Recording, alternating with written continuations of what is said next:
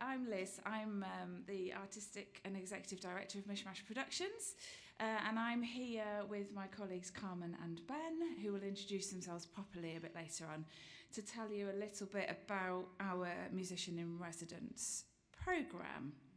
Can you hear me all right? And what happens if I do that? Okay.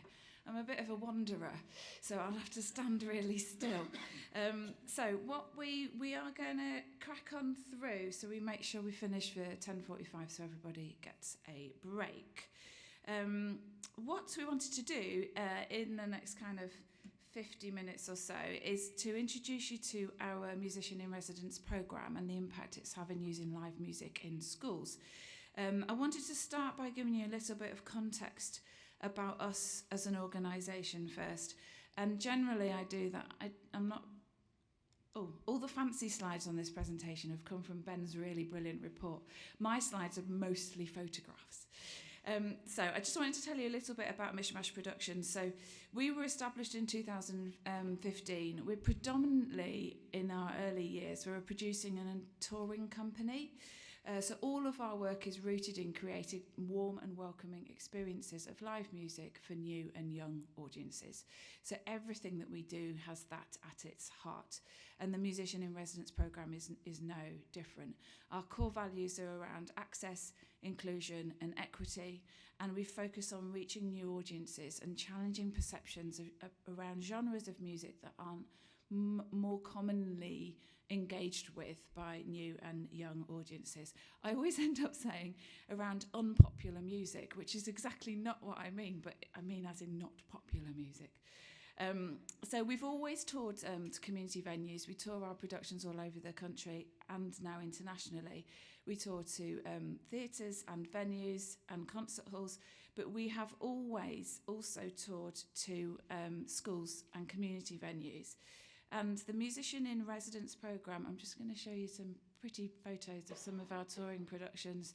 This is Ruby's Worry that was created in partnership with the 3 library services in the East Midlands and toured around Nottingham. Inspire was one of our partners on this project. So one of the things that we found in touring our productions, particularly to schools, was the impact that we were having on children in those schools. And pretty much every school we visited, we got the same response, which was, oh, so-and-so never engages, or we've never got so-and-so to sit down for 30 minutes, or so-and-so never asks a question. And we were always a bit frustrated that we went to a school, we did a couple of performances, we all had a lovely time, and then we left. And what we wanted to do with the Musician in Residence programme is explore how we can harness that engagement and that relationship that we're managing to build in our touring productions, but make more of it and commit to schools and work with schools and teachers over the long term. So that's where the Musician in Residence programme came from. It was all about how we get added value from our touring productions and really support schools with the challenges that they face. I don't know why I bother making notes, because I never ever look at them. I'm now going to refer to them. So we're currently working with 4 schools across the UK, and the programme explores how live music can be embedded throughout the school day. So we use music to support curriculum delivery, wellbeing initiatives, engagement, enrichment, parent engagement, young person engagement, staff development. In each of the schools, the musicians work collaboratively with school staff to devise creative ways to enhance curriculum teaching, whilst also looking at a myriad of ways to engage children with music throughout the day. So the question that we started with that drove the initial pilot projects for this was about how can live music and music-led approaches support classroom teachers with a whole range of challenges that our schools are facing at the moment. And in doing so, how can we also demystify and normalise musical genres that are considered inaccessible and just create that warm and welcoming experience? Probably the most important thing I will say is to note that this project is not a music education project. Our musicians are not teachers. They work collaboratively with classroom teachers and teaching assistants and school staff. We don't teach the music curriculum. We support the teaching of the music curriculum because it would be idiotic not to. And we don't teach instrumental lessons. It's about using the power of live music and musicians in schools to support a whole host of other priorities. Over the last we've been in some schools for 2 years now. Over the last 2 years, the work that we're doing in schools is kind of falling into these 4 categories, with the emphasis very much being on the second and the fourth, which is around music to support wider learning and music to support social interaction. So for the rest of the presentation, Ben and Carmen are going to talk you through a little bit what that looks like in practice in the school day, and Carmen's going to give some examples of what she does in school, including playing us some beautiful music on the viola, because I thought we couldn't talk for 50 minutes without actually hearing some music. I think is that all I needed to say? I hope so. Excellent. So I'm going to pass over to Ben. Thank you so much. Morning, everybody. My name's Ben Armstrong. I'm currently the project coordinator for the Musician in Residence project. Prior to that, I was a head teacher of a primary school here in Nottingham City, and we were very lucky to have Liz and the Mishmash team come into school to do the pilot project for the Musician in Residence. We had Carmen in our school, and it was absolutely wonderful. So I'm wholly 100% on board on the impact, because we really did see that in our school. I'm going to talk you through just how it works practically, and also some kind of the impact around the work that we've been doing. So we are in 4 schools, 2 in this area in Nottinghamshire, and then 2 up in the northeast. Very similar schools, kind of demographics, very purposefully in schools with high proportions of children with pupil premium, SEND, and all the challenges that schools face. And again, from that personal experience, the music has had an absolutely massive impact on those young people in the schools. So across the school day, and I'm going to take you through what a school day looks like in a moment, it's a little bit difficult to show on a slide the impact that the musicians have, because although we've got data there to show each of the year groups that they've worked in, actually the impact threads throughout the entire school day from start to finish. Naturally, you kind of expect a lot of work in the early years, and that's quite strategically placed. Certainly in the school that Carmen's been in this academic year, they've really focused on EYFS year 1 and year 2, and that's around building vocabulary, around kind of wider understanding of the world through music. Moving through to year 6, again, schools are under a lot of pressure for writing and X, Y, and Z for SATs. It's kind of tailed off a bit towards the older year groups. We're looking how we can do that, and very specifically in 1 group, we've got some ideas of how we can use music to support writing when the schools are looking at getting writing evidence at the end of the academic year. More importantly is the impact in the subjects. So as you can see there, lots of impact in English. It's been quite remarkable, actually, the amount of impact that the musicians have had for English in the writing, specifically vocabulary, specifically kind of settings when they're writing, but also across all of the different subjects. Naturally, you'd expect music, but the impact on the SMSC side of things, so relationships, confidence, engaging with school, with work has been absolutely incredible. And just as an example of that, when Carmen was at school, the school that I worked at, very high level of SEND, lots of children with ASD, lots of struggling with transitions. This one session, we put Carmen and Tamaki, who was her colleague. They played the 2 most difficult boys you've ever met in your life. Just sat and listened. The transition was seamless from lunchtime to their learning session, purely because of the music. And that then instigated all kinds of different interventions to support using the musicians. A little bit of wider impact there. So what is the impact on children? Well, it does reduce barriers. This is a survey that we did of the teaching staff in each of the schools at the end of the last academic year.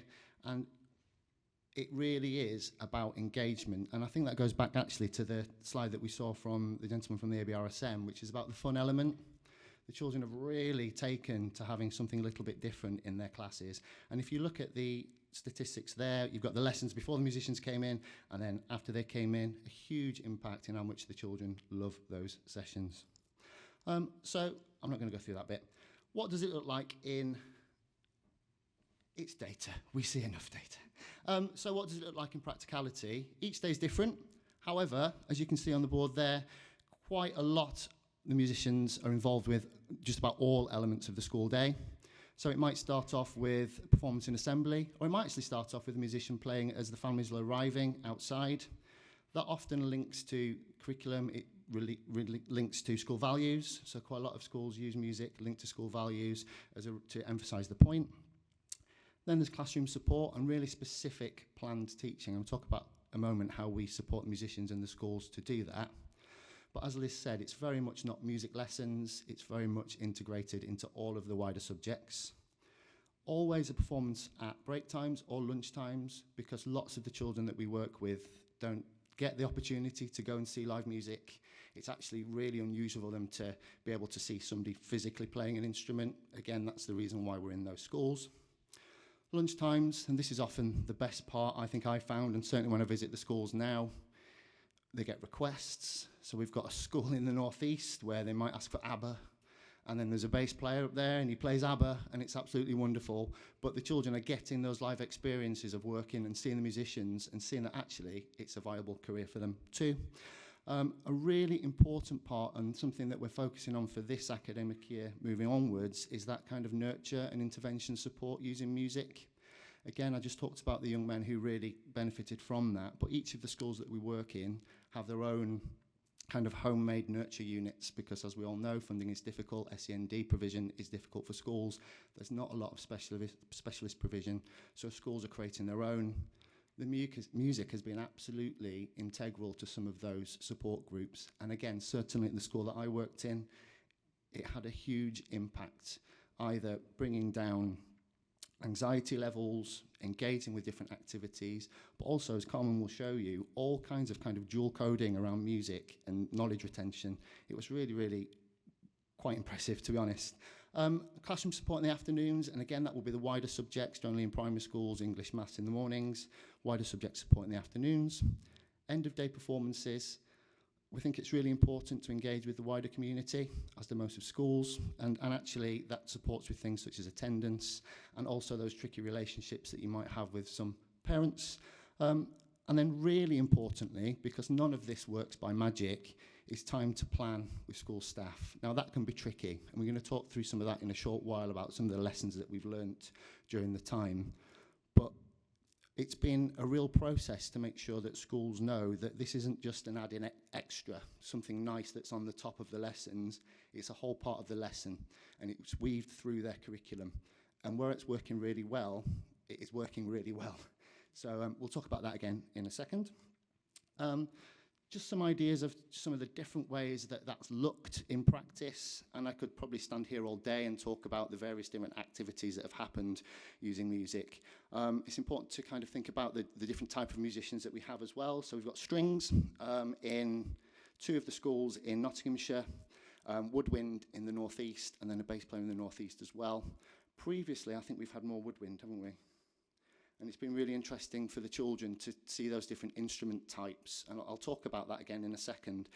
So just thinking about some of the different subjects, it's really lent itself to science. It's really lent itself to English and more creative activities. And just before Carmen comes and gives you some practical examples, I just wanted to talk through a really great example of what this project is all about. So this was a Year 4 lesson up in the northeast. Music teacher had sat down and planned a sequence of lessons with Dov, who's an incredible woodwind multi-instrumentalist based in the northeast. And they talked about, the objective of the lesson is to understand sound frequencies, understand how sound works. So they brainstormed, they planned, and they came across, they planned 3 really amazing lessons that incorporated IT, incorporated music, incorporated writing, all different types of disciplines. They used the IT equipment to record Dov, playing various different instruments.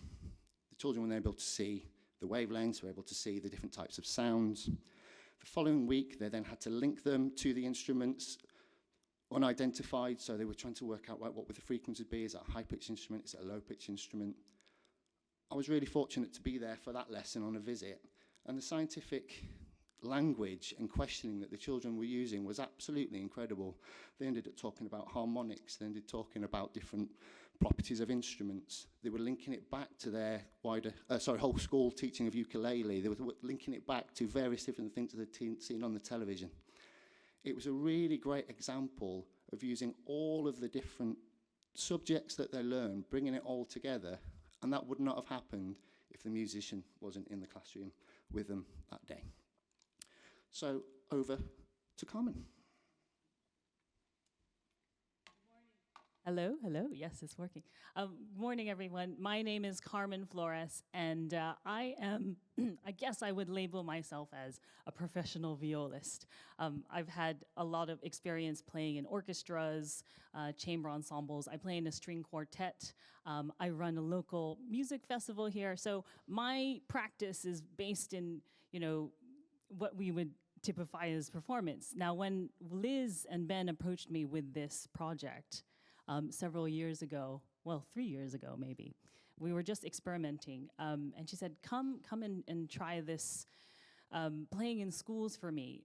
Now, from my performance mindset, I was like, oh yeah, I've done this before. I've gone into a school with a group, with an orchestra. I've done my thing, I've played my assembly, and that's, we do these things. I know how it goes. And I was proven so wrong. And in the last few years when we've been developing this, my mindset around working with children in schools has flipped, I would say, about 180 degrees, about what I can do as a musician and where I can dig deep in sharing what I do with the children. So as a musician in residence, I deal mostly with Key Stage 1 children in a school, Greenwood Primary.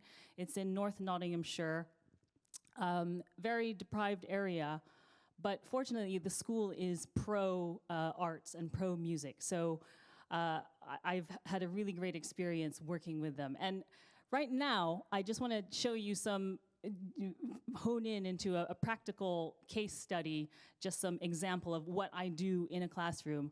And then I'm gonna, zoom back and talk a little bit more broadly about the project. So, foundation, these are children age 5. And the teacher approached me, we do all kinds of things, but they had a box of tadpoles in their classroom. And so I thought, oh, the life cycle of a frog. How can we help the teacher spread this information? Now, how would you pair a violist with the life cycle of a frog? Can you explain that to me? A few years ago, I would have had no clue, okay, because I'm just used to coming in and playing Carnival of the Animals in my performance and saying, oh, isn't that great, So I go into the foundation course, Life Cycle of a Frog. What I've done, and you imagine all the kids, they come and sit on the carpet in front of me, about 30 kids, and we talk about, okay, the egg is in the river and it's, really relaxed. Then it goes to a tadpole, then a froglet and a frog. And the teacher helps me. It's very much a co-collaboration. So I have in advance spoken with the teacher how this process works. I'm not there to teach them myself, but it's a pairing. So egg, you might think the egg is in a beautiful river or a pond. It's calm. What could that sound like?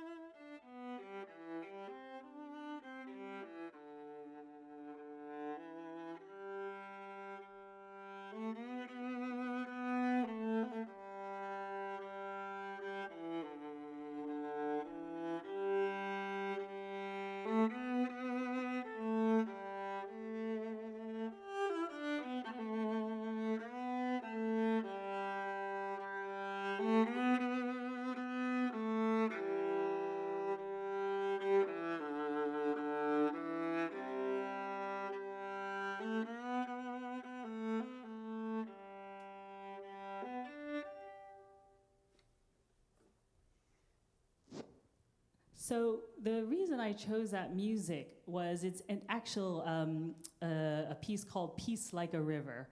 Was my inspiration for it, which came from a American spiritual.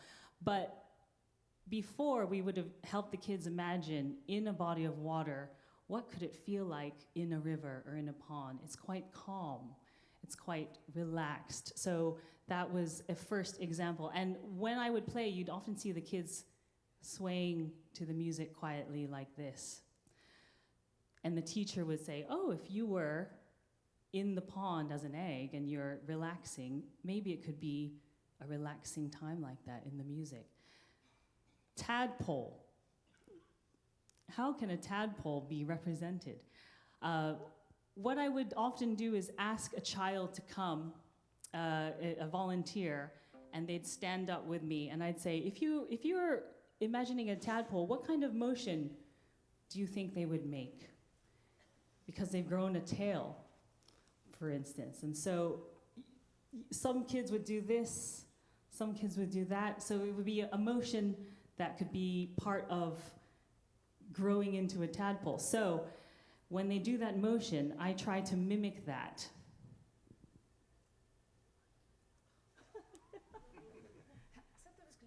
Except there was going to be no dancing.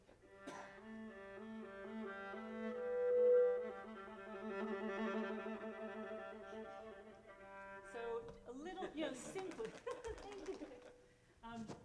Simplicity is key at this moment, because I'm starting with something that's, I want to try and hold their attention and not throw too many complex motions at them, but we're building on it. It's like the life cycle, starting very simple but building on complexity. So now I'm starting to introduce the concept of movement in music. And what I would often do is, maybe in this moment, I take that movement and I take that sound and I improvise on it. So here's what a tadpole could develop into.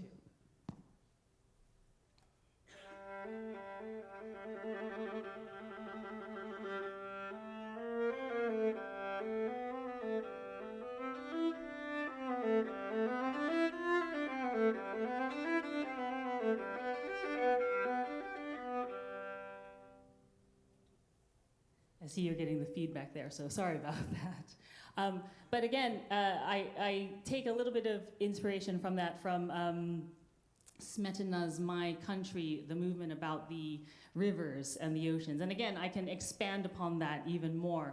But taking sounds and improvising is a big part of this. And then we move on to the froglet. So again, the teacher will say, what happens when the froglet is developed? Well, then you start to see the legs popping out, and you start to see the bit of the body, the limbs coming, and there's growth and development. So I have a little song that I played for them called Creeping Chromatics.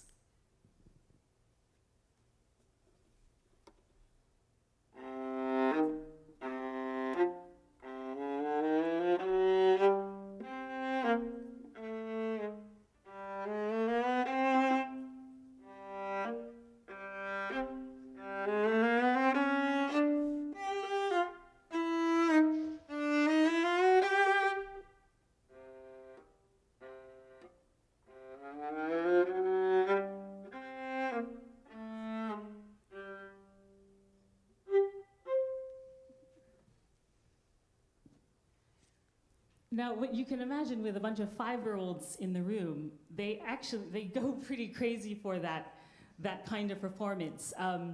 And the other thing is, again, these spontaneous movements will happen.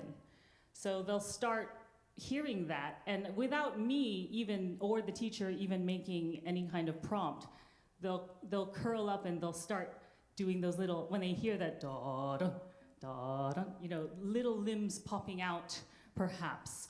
Also when it goes really quiet. So the interesting thing is, after I play that and I ask the kids, so what did you hear in that music? And they'll say, ooh, we heard it kind of creeping up, or we heard it creeping down with a chromaticism. We heard things popping out as like the limbs growing or the arms starting to grow. So it's a very, from the child's point of view, this way to illustrate that, connecting it with music, I think was a very interesting thought for me because, again, I'm coming from the perspective of I want all this hardcore classical repertoire to play with the kids, and if I just play it for them, it'll be great, they'll understand it. But to make it in a way that is tied to the subject matter or the curriculum makes it a very interesting process for myself to think, how can I tie music really to a daily learning and daily life and help the teacher with their outcomes. And then we do have the frog at the end, the final chapter in the lesson. And again, I say, what's the most obvious thing? What does the frog do? Or the teacher will ask them, what does the frog do? Jumping. So I will get the kids on their feet and they'll do some jumping. It's always good to get some physicality into the lesson. And again, I'll improvise a sound for them when they're jumping. And then I'll say, can you hear in this piece? Now I will choose a more complex piece. What can you hear in this piece? Can you imagine the frog jumping?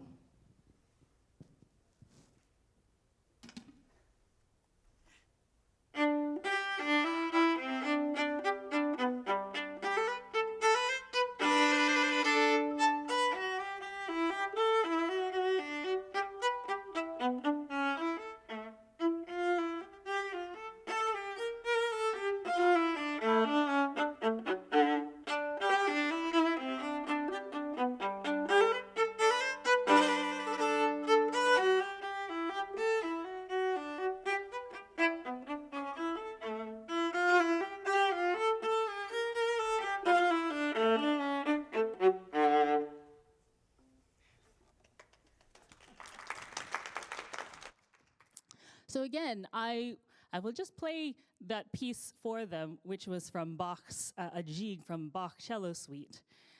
Again, and the cycle has grown a little bit in complexity, but we'll ask the kids, so what did you hear in that? And oftentimes they'll say, okay, we could imagine the jumping, we can hear the music going up, we can hear you go ta-ta-ta-ta-ta-ta with your bow. So it's never, the initial response is never on musical terms. They won't necessarily say, I heard you do that arpeggio or I heard you do that staccato stroke, but it's very immediate. And then afterwards, I will say, well, the way that I can make that sound, the jumping sound, is with my bow. And then we have some instruction about the bow as well, about the instrument. It can go off in any tangent which expresses, what's here immediately. The instrument as well poses a lot of questions. But then I have the music that I hopefully have used to have them have more sticky knowledge of what's happening in the life cycle. So going from simplicity to more complexity in the cycle, I also feel like I teach them a little bit about how music can change as well throughout the process. So that is a very specific kind of, intensified few minutes in a classroom. A session often also turns into questions about myself. So the kids inevitably are always like, wow, how long have you been playing? What is that thing on your instrument that is black and rubbery? This little bit here. What are the strings made out of? So it's quite random in terms of, what they have, for me, their curiosity as children, and for me to interact with everybody. So that is some case study about what we do in the classroom. I also do all kinds of subjects. We do subjects on vocabulary. I've done lessons on history, things like the Great Fire of London, which is a year 2 subject. I often come in and do a session with kids. I just did a year 3 session on the Stone Age. We're going on a Stone Age hunt. So very much all these lessons are tied to curriculum that the teacher wants to present and to help them. And the great thing is that I can also share the music as well, and they also learn a little bit about musical terms, musical knowledge. Thank you. So I hope that gives a very, a small example of what I can achieve in the classroom.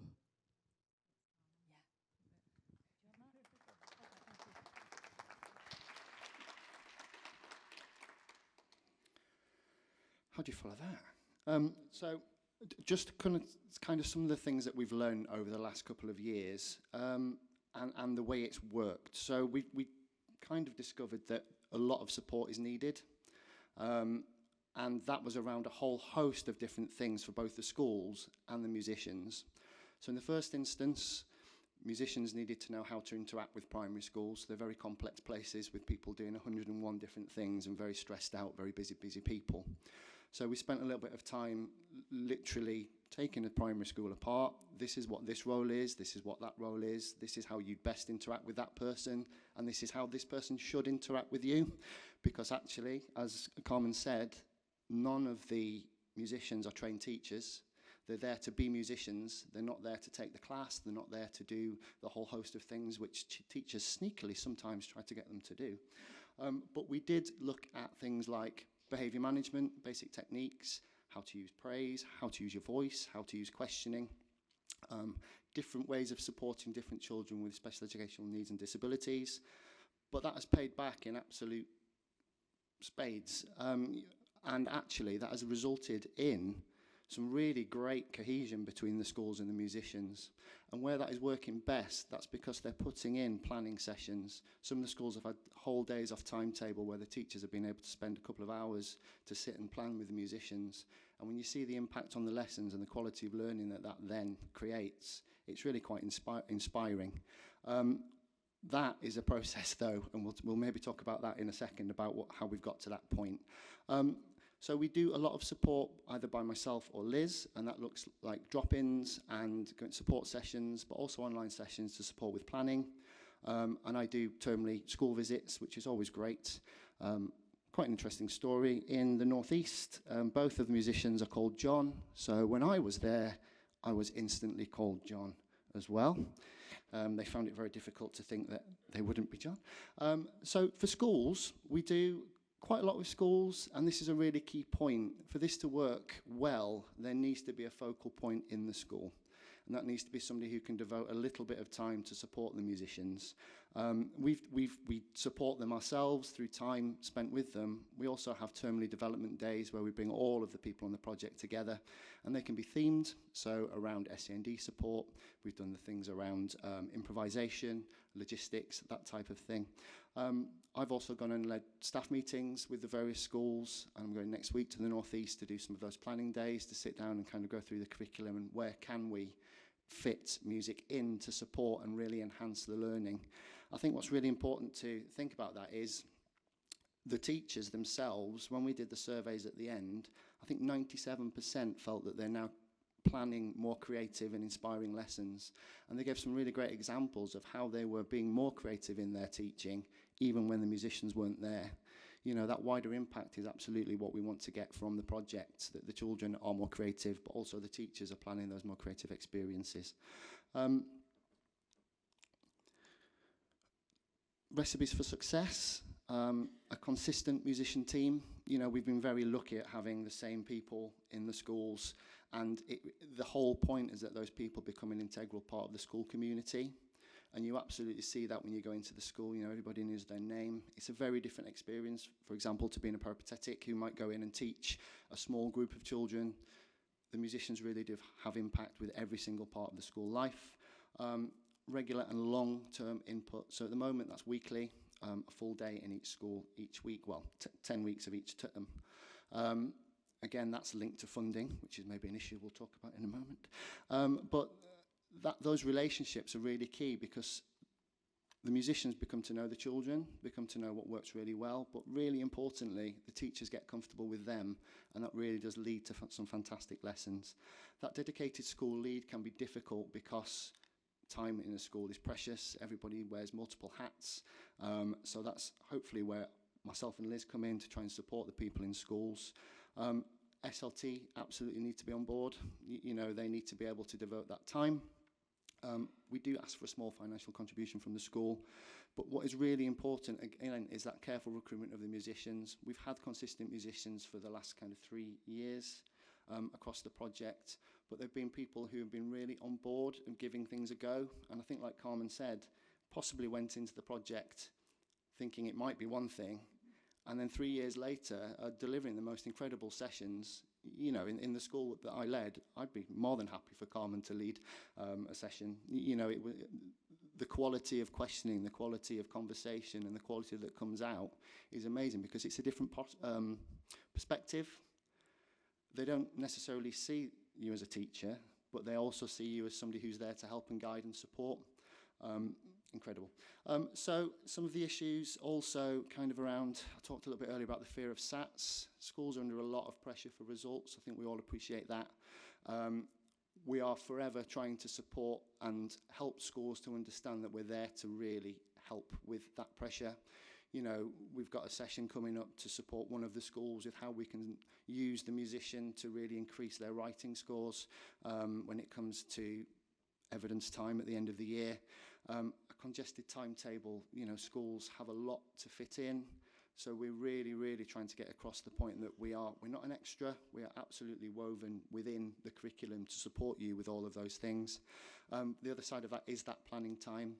So best practice has been to allow staff meetings and time away from the classroom to do that. If that isn't possible, then that's where I come in online and help people to support them with the ideas.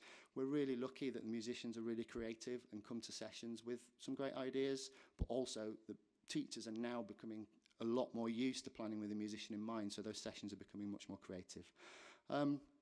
There's a lot of fear of music, and I'm sure you see that in the schools that you interact with, that people just don't think that they're a musician. And that's why they've got the wider skills of the musicians. And in fact, we've spent quite a lot of time thinking about how we can support across the curriculum, not using the musical instruments. So there are some examples now of musicians going in and doing a whole range of activities linked to music, but not playing their primary instrument, which I think has really helped the teachers to overcome some of that fear. Overwhelm, it feels like an extra job. And again, that's why we're there to try and help with that. But the last point there, it says going with the flow only works for so long. It did start off, understandably, where musicians were really quite adept at improvisation and literally going with the flow. So they made it work. And that only works so far. It is so much more impactful now that that time has been spent planning and really weaving the musician throughout the curriculum. It's been... Well, no, it wasn't Carmen. It was somewhere else. The main point I'm trying to make is it does take some planning, it does take some setting up, it does take really good relationships with the musicians, with the teachers, important with the SLT of the school, but that absolutely comes back in droves with the impact that it then has. Okay, Liz. yeah, I just want to say one quick thing. As Ben was saying, the planning time is core to this because then we can come up with, you know, sessions that the teacher and myself can use. However, on the day, there's just logistics and practicality. Sometimes the children they didn't realize they had a PE class scheduled that day, so it eats into the time, and so you have to be on the fly and improvise a little bit so that you fit it into what's going on in their school. And that's what I said about being resident in the school. I get so much greater sense of the community that is there and the kind of pressures the teachers are under, and that I know how to adjust my work to help them. But I think finding musicians who have the kind of the professional quality of musicianship, the open-mindedness, the ability to go with the flow when suddenly you've got a supply teacher who has no idea what's going on and you've got to improvise a whole session, is really tricky. And I think the nub of the success of the project has been because we've found some absolutely fabulous musicians who can do all of those things. So thank you. I'm just going to finish up. I just want to touch on some of the next steps for the project, and then we've got plenty of time, 10 minutes for questions, because there's so much detail in this project. I'm sure that there's things that we've covered that have questions about or didn't quite make sense. So we've deliberately allowed plenty of time for questions at the end. We are, as Ben says, this project has been going on and off for the last 3 years. We're now into our second academic year resident in the 4 schools, and we've committed to those 4 schools for 3 academic years, because we were absolutely convinced that the longevity is really important to that impact, and being able to develop that relationship where Carmen is just one of the members of staff at Greenwood now, and having that relationship is so important to the impact that she's having. So we always said that we would commit to those schools. The majority of the funding for this, because as you can imagine, there is a substantial cost to having a musician resident in the school for 30 weeks of a year across 4 schools. So the majority of the funding comes from Mishmash's Irregular Arts Council funding. So we are an Arts Council national portfolio organisation, and this project is massively subsidised through our Arts Council MPO grant. The schools contribute a little bit, and the music hubs in the 2 areas also contribute a little bit to making the project work. Diversifying that funding is a key target for us to maintain our relationship with those schools. I can't fund it forever. So that is one of the priorities for us.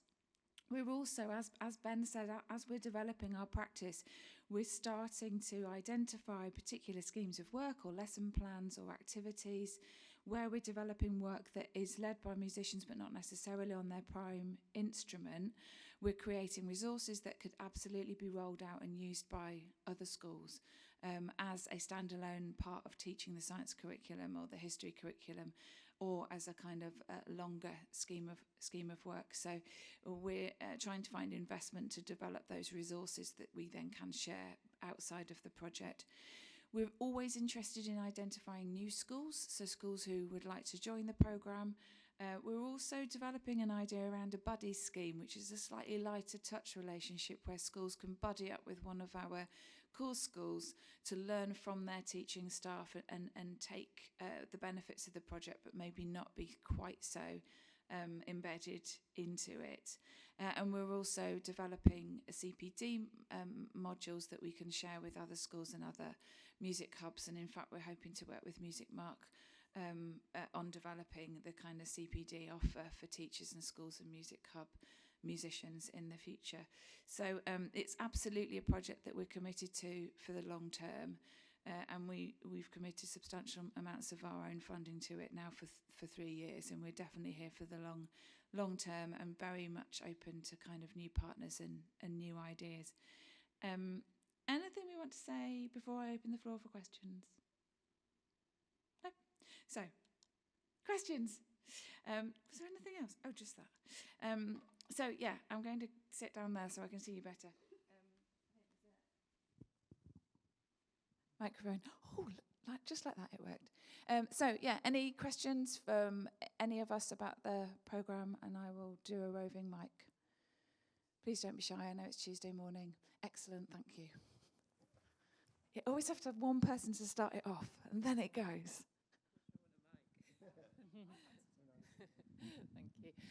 I just wondered how you approached the schools. Did you already have a relationship with them? Were you guided by music hubs, or how did that relationship start? Guided by music hubs. So 3 of the 4 schools were identified in partnership with a music hub because we did. Thank you. We did need to ensure, particularly when the project was very young and experimental, we didn't want to try it out on schools who weren't ready to put some time. We needed to try it out on schools who absolutely valued the impact of music and the arts. So the music hubs, Nottinghamshire and Sunderland music hubs, helped us identify the schools. And then the 4th school actually came through a partnership with Mansfield District Council and their cultural services programme. So yeah, we very much worked with people to identify the right schools. Any more questions? Thank you. Where do you see this going in the future? And are you looking to expand to more schools, or what's the sort of picture going forward? I think we're all pretty evangelical now about the impact of the project, and I think there is an absolute commitment to wanting to share that with more schools, because we have the privilege of seeing on a day-to-day basis the impact it's having on children and teachers. So yes, we're absolutely keen to expand it. It just comes with a price tag. So it costs about £10,000 a year per school in terms of the musician time and the coordination time. We do termly development days. We pay cover for teachers to come to those development days. So we always have teacher and musician representative at those development days, and they're absolutely crucial. And then the planning time. So it's not the world's most expensive project, but also it's not many people have £10,000 down the back of their sofa. So absolutely, we're keen to expand to other schools and share the impact, but we can't subsidise anymore. But as I said, we're also trying to develop some resources which we can roll out to share the impact with in what's the word I'm looking for? In a smaller way. There's a word there somewhere. Does that kind of help? Hi, I wondered if the schools that you'd worked in had an offer already for instrumental tuition within the school, and what the knock-on effect has been on the take-up for that instrumental tuition, if they have. Ben, do you have a better feel of that than me? I don't know which of us. They do, but they're very different models in the different schools. Some schools have private tuition, as in a private individual coming in to teach. Some work with a music hub. Some have kind of external partners. They're all doing instrumental tuition. I don't think it's had a huge impact necessarily on instrumental take-up, but I do know that the wider appreciation of music and kind of choirs and things like that have had a little bit more impact in those schools, but not necessarily instrumental musician. Does that help? Can I say something? I know that in my particular school, Greenwood Primary, they do not offer strings provision there. However, because of my sessions, I have been quite evangelical. There isn't even the session where I let them try my instrument. And inevitably, a lot of them are like, I would love to learn violin, or I would love to learn viola. But it just depends on, after that. I think that's been one of the slightly tricky things about the project, because obviously we use music and musicians to deliver the project, but it's not an instrumental teaching project. It's not a music education project. So it quite often it does come up. I know in Oak Tree, Erica has had a number of parents say, "Oh, will you teach my child?" And I'm quite clear on that, and there's a boundary there. And at that point, we introduce the family to the music hub and the music lead in the school, and that's where that goes. Because I think for us, we need to be quite clear on our reasons for being in the school, and it's very much developing an ecology of embracing music within the school, but it's not specifically a kind of growth ground for instrumental teaching. Unfortunately, I don't think is Sarah from Greenwood here? No, sorry. So I don't have a teacher on hand to answer that question. Any other questions?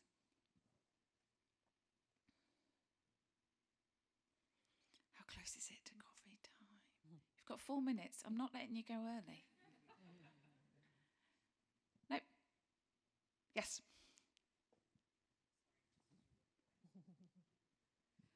I had a question about, oh gosh, that's loud, about development for you as a practitioner and how that's been for you, and whether or not the musicians in residence you've got working in those schools, what development you did with them and what, no doubt, positive impact that has had on them. Because in terms of rolling it out further, I would be really interested in, for our members of staff, looking at different approaches. It's been quite transformative for me, because I have done residencies in other educational institutions with a performing group, and it's so different. Again, this has really caused me to dig deep in myself about looking at alternative musical styles to share, to learn, presentation. Usually I'm playing to audiences on a stage, and the impact that the way of interacting with children is so different, and the ability to learn how to deal with that kind of energy and the engagement, and also working with some SEND students as well. I've gained a lot of skills working on that in my particular school. Mishmash also provides these very amazing development days that are embedded into the project, where we come together and talk about our experience. It really is a sharing.